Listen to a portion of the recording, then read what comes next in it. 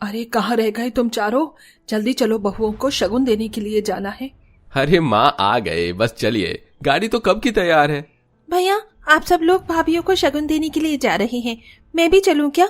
जब से आपका रिश्ता तय हुआ है मैं एक बार भी अपनी होने वाली भाभियों से नहीं मिली हूँ। अरे ये भी कोई बोलने की बात है, हम सब बाहर इंतजार कर रहे हैं, तुम जल्दी से तैयार होकर आ जाओ। तुम चारों का दिमाग तो नहीं खराब हो गया है? तुम चारों को अपना रिश्ता तोड़वाना है क्या, जो अपनी इस काली बहन को अपने साथ ले जा रहे हो? और तुझे कितनी बार कहा है कि जब तक ये शादी नहीं निपट जाती तो अपनी ये काली शक्ल लेकर अपने कमरे में ही बैठ। किसने कहा तुझे बाहर आने के लिए? माँ ये आप कैसी बातें कर रही है? किंजल हमारी इकलौती बहन है, अगर वो हमारी शादी में नहीं रहेगी तो कौन रहेगा? ऐसी बात है तो ठीक है, अगर ये काली इस शादी की किसी भी रस्म में शामिल हुई तो मैं तुम चारों की शादी में नहीं आऊंगी। अब खुद ही सोच लो कि अपनी शादी में अपनी काली बहन को बुलाना चाहते हो या तुम चारों को जन्म देने वाली इस माँ को। नहीं नहीं माँ, ये आप क्या कह रही हैं? भैया आप माँ के साथ ही जाइए, कहीं मेरी ये शक्ल देखकर भाभी आप लोगों से रिश्ता न तोड़ दें। वैसे भी मैं तो मनहूस हूँ, वहां जाऊंगी तो मनहूसियत ही फैला कर आऊंगी। किंजल आंखों में आंसू लिए अपने कमरे में चली जाती है और दरवाजा बंद करके बहुत रोती है। किंजल के काले रंग की वजह से उसकी माँ गीतांजलि उसे बिल्कुल भी पसंद नहीं करती थी। यहाँ तक कि किंजल को उसके सगे भाइयों की शादी में भी आने की इजाजत गीतांजलि ने किंजल को नहीं दी थी। ऐसे ही समय गुजर जाता है और आज किंजल के चारों भाइयों की शादी हो रही थी। इन चारों की पत्नियां दिखने में काफी ज्यादा सुंदर और गोरी होती हैं। शादी की रस्म खत्म होने के बाद गीतांजलि अपनी चारों गोरी बहुओं को घर ले आती है और बड़े प्यार से उनका स्वागत करती है। कितनी गोरी चिट्टी है मेरी बहुएं, बिल्कुल अंग्रेजन देखती हैं, कहीं तुम चारों को मेरी ही नजर न लग जाए।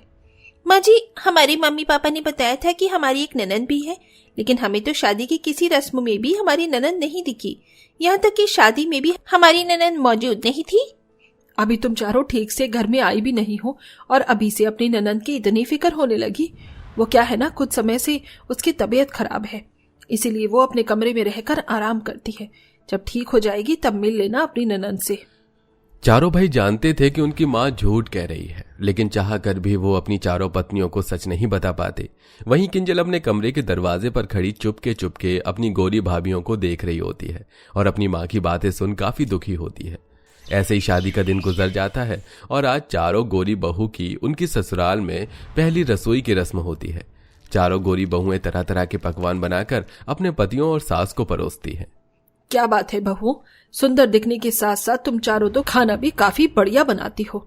सभी लोग नाश्ता करके अपने अपने कमरे में चले जाते हैं और अब चारों बहुएं मिलकर नाश्ता करने लगती हैं कि तभी सभी लोगों ने नाश्ता कर लिया, लेकिन हमारी ननद ने अभी तक नहीं किया। माँ जी बता रही थी कि उसकी तबीयत भी काफी खराब रहती है। एक काम करते हैं, हम नाश्ता लेकर अपनी ननद के कमरे में ही चलते हैं, इसी बहाने उससे मिल भी लेंगे। चारों गोरी भाभियां जैसे ही नाश्ता लेकर काली नंद के कमरे में जाती हैं तो देखती हैं कि उनकी नंद तो बिल्कुल ठीक है और वो अपने कमरे में बैठकर पढ़ाई कर रही है। किंजल अपनी चारों गोरी भाभियों को अपने कमरे में देखकर काफी घबरा जाती है। भाभी, आप चारों इस तरह मेरे कमरे में क्या कर रही हैं? तुम तो बिल्कुल ठीक हो, तो माँ जी ने हमसे झूठ क्यों कहा?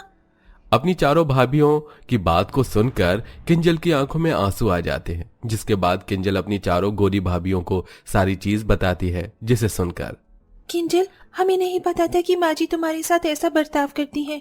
कोई माँ अपनी सगी बेटी के साथ ऐसा कैसे कर सकती है? तुम परेशान मत हो, हम माँ जी की तरह नहीं है, हमें तुम्हारे रंग से कोई फर्क नहीं पड़ता।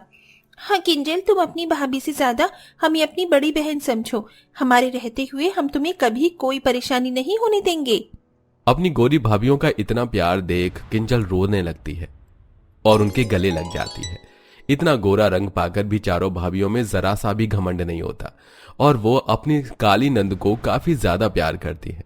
जो प्यार आज तक किंजल को उसके काले रंग की वजह से उसकी माँ से नहीं मिला था, अब वही प्यार उसकी चारों गोरी भाभियां उसको दे रही थी। तुमने अभी तक खाना नहीं खाया? सारा का सारा खाना ठंडा हो गया, चलो पहले खाना खा लो, ये पढ़ाई तो होती ही रहेगी। भाभी, कल मेरा एग्जाम है, अगर खाना खाऊंगी तो पढ़ने कब बैठूंगी? ऐसी बात है तो तुम अपनी पढ़ाई करो, मैं तुम्हें अपने हाथों से खाना खिलाती हूँ।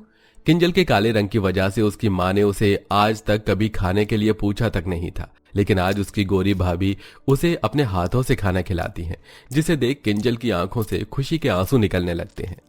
वाह भाभी, आप तो कितनी अच्छी मालिश करती हो, सर की आपकी मालिश से मेरा सर दर्द भी ठीक हो गया। तुम्हारा जब भी मन हो मालिश करवाने का तो मुझे बता देना, मैं ऐसे ही तुम्हारी मालिश करूंगी। भाभी होकर भी वो चारों अपनी काली नंद का एक बेटी की तरह ख्याल रखते थे, जिसके चलते किंजल को जो इतने सालों से एक माँ की कमी महसूस हो रही थी वो धीरे धीरे पूरी होने लगती है। लेकिन चारों गोरी भाभी और काली नंद का ये प्यार गीतांजलि को कुछ ज्यादा खास पसंद नहीं आता। तेरी इतनी हिम्मत कि तू अपनी गोरी भाभीियों के साथ बैठकर एक ही प्लेट में खाना खा रही है, और तुम चारों, तुम्हें भी क्या इसकी तरह काला होना है? माँ छोड़ दीजिए, मुझे बहुत दर्द हो रहा है। मेरे बाल। माँ जी, सगी माँ होकर आप अपनी खुद की बेटी के साथ सिर्फ उसके काले रंग की वजह से ऐसा बर्ताव कर सकती हैं? छोड़िए इसे। मैं तो तुम्हें सिर्फ तुम्हारी भलाई के लिए बता रही हूँ। अगर इस काली मनहूस के साथ रहोगी तो इसकी तरह ही काली हो जाओगी। माँ जी, आप तो पढ़ी लिखी हैं, फिर भी ऐसी गवार और जाहिल वाली बात कैसे कर सकती हैं? अगर किंजल के साथ रहकर काले होते हैं तो कोई बात नहीं। रूहानी किंजल के बालों को गीतांजलि के हाथों से छुड़वाती है और किंजल को कमरे में लेकर चली जाती है। चारों गोरी बहू अपनी इकलौती काली नंद को अपने साथ मूवी, शॉपिंग और बाहर घूमने के लिए ले जाती थी, जो गीतांजलि को बिल्कुल भी पसंद नहीं था। भाभी ने मुझे कितना सुंदर टॉप दिलाया है, अब तो मैं कल इसे ही पहनूंगी। अपनी चारों गोरी भाभीियों के दिलवाए हुए टॉप को लेकर किंजल काफी खुश होती है कि तभी गीतांजलि किंजल के कमरे में जाती है और उसके हाथ से उस टॉप को छीनकर फाड़ देती है। तुझे क्या लगा कि अब तेरी भाभी आ गई है तो तू खुश रहने लगेगी? मेरे जीते जी मैं ऐसा कभी नहीं होने दूंगी। अरे मेरा बस चलता तो मैं तुझे पैदा करते ही मार देती। एक बात कान खोलकर सुन ले, मुझे तुझसे नफरत है और नफरत कभी खत्म नहीं होगी। जिस माँ की कोख में 9 महीने रहकर किंजल ने जन्म लिया था, उस माँ की ऐसी कड़वी बातें सुन किंजल के लिए किसी जहर से कम नहीं होती। किंजल के लिए उसके चारों गोरी भाभियां अपनी सास को काफी समझाती हैं, लेकिन गीतांजलि के स्वभाव में कोई बदलाव नहीं आता। ऐसे ही समय गुजरता है और आज शहर के सबसे बड़े मंदिर में बहुत बड़ा जागरण हो रहा होता है, जिसके चलते गीतांजलि और उसका पूरा परिवार जागरण के लिए मंदिर जाता है। हे भगवान, कितनी भीड़ है यहाँ पर। ऐसा लग रहा है कि सारा शहर ही उठकर जागरण में आ गया है। ऊपर से इन चारों ने भी इस काली को भी जागरण में बुला लिया। मेरा बस चले तो मैं मंदिर के बगल में बनी इस नदी में इस कलमुही को धक्का देकर डुबा कर मार दूं। भगवान, इस काली से हमेशा हमेशा के लिए मेरा पीछा छुड़वा दो। गीतांजलि जैसे ही हाथ जोड़कर भगवान से ऐसी प्रार्थना करने लगती है कि तभी सीढ़ियों पर खड़ी गीतांजलि ज्यादा भीड़ होने की वजह से खुद ही मंदिर के बगल में बनी नदी में गिर जाती है। इस नदी में सिर्फ पानी ही नहीं बल्कि काफी बड़े बड़े मगरमच्छ भी होते हैं। कोई बचाओ, मुझे बचाओ, मैं डूब रही हूँ, कोई बचाओ। अरे कोई तो इस औरत की मदद करो, देखो नदी में कितने बड़े बड़े मगरमच्छ हैं, कहीं ये मगरमच्छ इस औरत को ना खा जाए। नदी में मगरमच्छ होने की वजह से कोई भी गीतांजलि की मदद नहीं कर पा रहा था। तभी अपनी माँ को डूबता हुआ देख किंजल बिना कुछ सोचे समझे उस मगरमच्छ से भरी नदी में कूद जाती है और अपनी माँ को तैरकर नदी के किनारे तक ले आती है, जिससे गीतांजलि तो बच जाती है, लेकिन कुछ मगरमच्छ किंजल पर हमला कर देते हैं। सभी लोग भागे भागे नदी के किनारे जाते हैं और किंजल को अस्पताल लेकर आते हैं। डॉक्टर के ट्रीटमेंट करने के बावजूद भी किंजल बहुत देर तक बेहोश रहती है। माँ जी, आप जिस बेटी की काले रंग से नफरत करती थी, आज उसी बेटी ने अपनी जान पर खेलकर आपकी जान बचाई। अपनी गोरी बहू की ऐसी बातें सुन गीतांजलि को अपनी गलती का एहसास होता है। 2 दिनों बाद आखिरकार किंजल को होश आ जाता है। होश में आते ही किंजल सबसे पहले अपनी माँ के बारे में पूछती है। माँ, आप ठीक तो हो ना? आपको कहीं चोट तो नहीं लगी? मेरी बच्ची, जब तुझ जैसी बेटी किसी माँ के पास हो तो भला माँ को कुछ हो सकता है? मेरी बेटी, मुझे माफ कर दे। सिर्फ तेरे काले रंग की वजह से बचपन से लेकर आज तक मैं तुझसे नफरत करती रही। ना जाने मैंने तुझे क्या क्या कहा।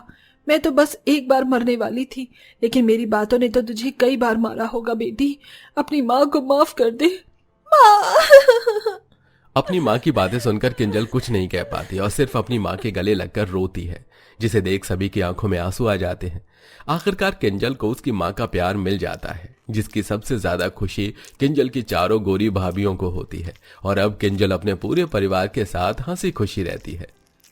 आप अपने घर में या अपने ससुराल में सबसे ज्यादा किससे प्यार करते हैं? आप हमें उनके बारे में कमेंट में जरूर बताइए।